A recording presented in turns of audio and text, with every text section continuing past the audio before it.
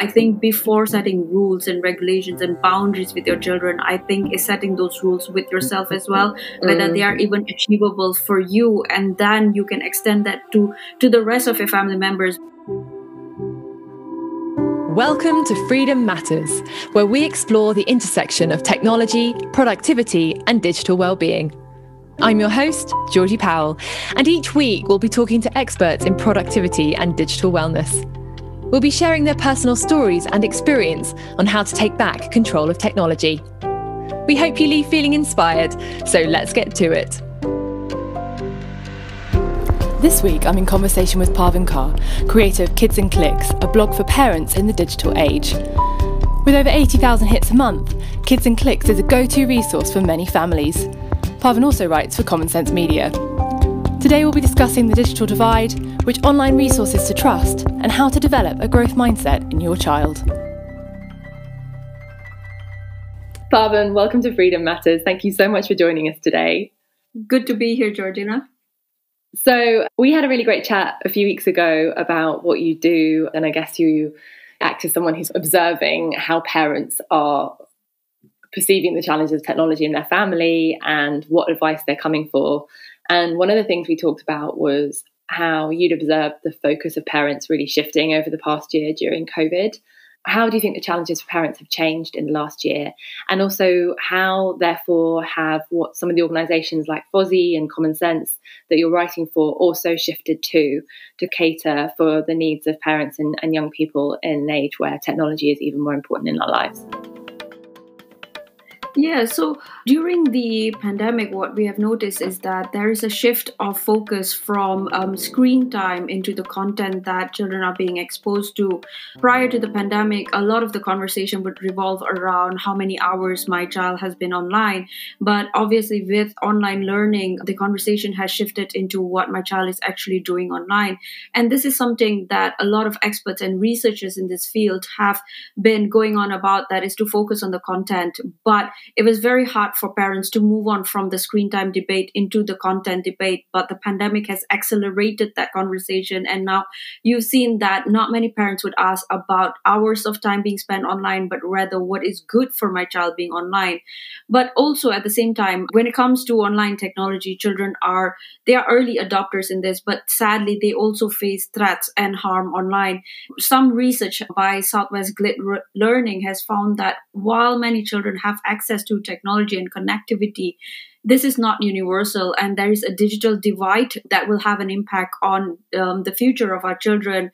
And in terms of sexual abuse content online, there has been an increase of individuals who are looking for child sexual abuse content, alongside with an increase in access to adult content as well.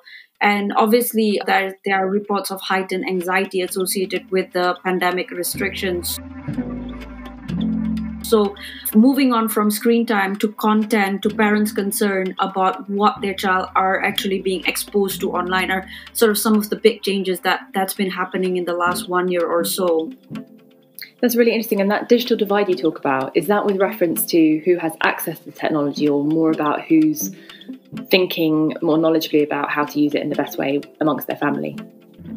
It's both, really. It's a combination of both, between those that have access, those that do not have access, as a digital divide. But also with those that have access is the amount of time parents actually have to monitor what they're actually doing online as well. So having access is just one thing, but being able to actually know what your child doing online is another big thing as well. I was having a chat with one of the parents recently who said that she bought a mobile phone for her daughter. Her battery ran out and her daughter didn't know what to do then. So again, it's not about just having a device in your hand and having access to those devices, but how you can actually use those is another problem as well. Yeah, so interesting. And is that also being reflected in the type of content that Common Sense Media and FOSI, for example, are asking you to write? Do you see their focus shifting as well, or were they already talking about a lot of these issues? Well, I think the thing is that a lot of these issues, especially when it comes to harm for children online, have already been there for a very long time. It's just that with the lockdown, you see a lot of these issues coming up even more so now. Spending more time on like virtual platforms can leave children vulnerable to all this online sexual exploitation and grooming. And predators are looking to exploit COVID-19, and the lack of face-to-face contact with friends and partners may lead to heightened risk-taking, like sending sexualized images, while increase in unstructured time online may expose children to potentially harmful and violent content, as well as a greater risk of cyberbullying. So these problems have always existed in the past, but it's just that right now there is more of this conversation going on, and there is an increase of this problem going on as well in the last 1 year. So the shift is with a lot of this big organization, they have always spoken about all of these issues, but it's just that now we need to pay more attention to that because it's just happening. It's happening more. And a recent study by Girls Guiding also found that girls and young women are now spending more time on social media during the lockdown, where the 15 to 18 years group have reported feeling under pressure to be more productive and share things that they have done and achieved on social media, to always be present online and to look a certain way as well. So it's not that these problems never existed before, but it's just that with children spending even more time online, the problems are existing even more, and you're seeing it even more now. Yeah, and as you say, it's a bit of a perfect storm because not only is it more time online, but these children are also perhaps already feeling more anxious anyway because of the situation, and parents just don't have the resources to structure that online time or to keep an eye on it in the same way. Another problem that you can see now with children spending more time online and also with parents working remotely is that they're unable to supervise the children's internet activity or even actively engage with them offline to monitor for signs of stress, isolation, and loneliness. So with parents having the pressure of working from home, children also learning from home and being able to engage with children offline as well, all those restrictions have an impact on their mental and their digital well-being during this time as well. Yeah, we're just all stretched so thinly, hey? Yeah, and on the role of big organizations like FOSI or Common Sense Media, I think this is something that we need to take with a pinch of salt as well. What is really important that we need to notice as well is who are funding these organizations. I think it's very important, even more so now, that this organization remain independent of the big tech giants. And you will see that a lot of organizations are actually funded by the big tech companies. So I guess when you're looking for resources as well, like how we tell our children, question how a particular influencer is benefiting by telling you this or selling you this. On a wider scale, we need to think about whether an organization benefits from this as well, and whether their opinion of what being shared with you remains unbiased. And I think Common Sense Media is a very good example where they are an independent organization that is not backed by any tech giants. And so you can trust their opinion being that is what is right for your children. And when looking at information from other organizations, be careful to always check who are behind this organization. Yeah, and I think from my experience anyway, I do think a lot of the tech companies are doing more now to make sure they keep children safe online and to help educate parents. But what I see sometimes is that they only sort of tell half the story. And sometimes that's almost more damaging. Parents feel like they're fully informed, but actually they've only been told part of the story about how the technology might be working or how it might be influencing their children or how advertising is working, for instance. And as you say, someone like Common Sense Media is more likely to tell the full story. Yeah, and I think it's very important to find an organization that you can trust in that way, and not everything out there is just as good as it looks. So, be aware of that. An easy example is that if you see a lot of organization recommendation of going on social media is 13, because that is the age and that is the guideline given, but that is not content-based information. And if you look into, for example, Common Sense Media, they would actually say that recommended age 13, but Common Sense Media suggests 16 or whatever age that they think might be appropriate. So think about those things as well as to what the organization is trying to tell you, so you get a full picture of it.